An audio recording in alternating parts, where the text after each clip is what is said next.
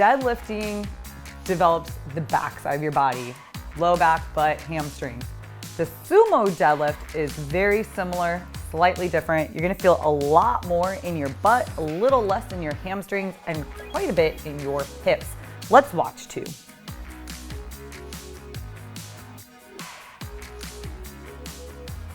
So we're gonna begin with how our feet are set up. This is the biggest glaring difference of a traditional deadlift with our sumo deadlift. In a traditional deadlift, your feet are right under your shoulders. Here, we're going outside of those shoulders. Toes might find themselves splayed out slightly, about that 5 to 10 degrees. We don't wanna go out extreme, but having them straight forward in this wider position is gonna be very challenging. So let them splay out just a little bit. Your knees will thank you.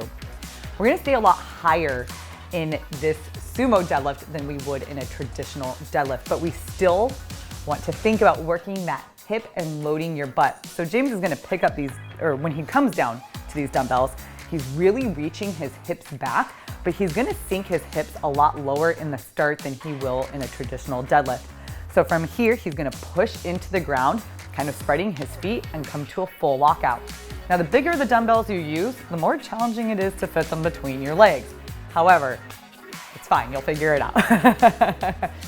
Keep these dumbbells right between your feet. As with all deadlifts, they aren't traveling out in front of your toes, so he's gonna send his chest forward, but really reach those hips back and stay tall through your head. Once those dumbbells tap between his feet, he can return back up. Now, the nice thing with this movement, go ahead and set them down, is that it's not a very far movement. It goes pretty quickly. With the feet being wider, it doesn't take long to get to that lockout. It's gonna be a lot more gentle on your back. So if you find that your back gets really tender during traditional deadlifts, or you have a history of back issues, this is going to be your best friend to still develop that strength, because a weak back is going to be a sore, aching, painful back. So we still want to get it strong, and this is going to be the movement that you may find yourself substituting all deadlifts for.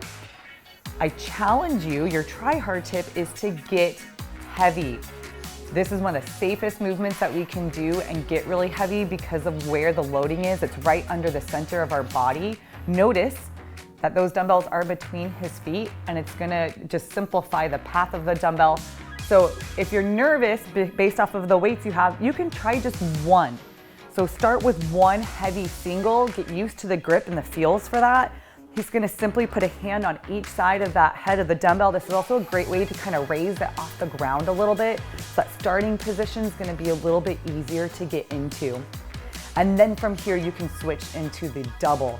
But this is a movement to constantly be pushing yourself and getting as heavy as you can for the amount of reps in that workout.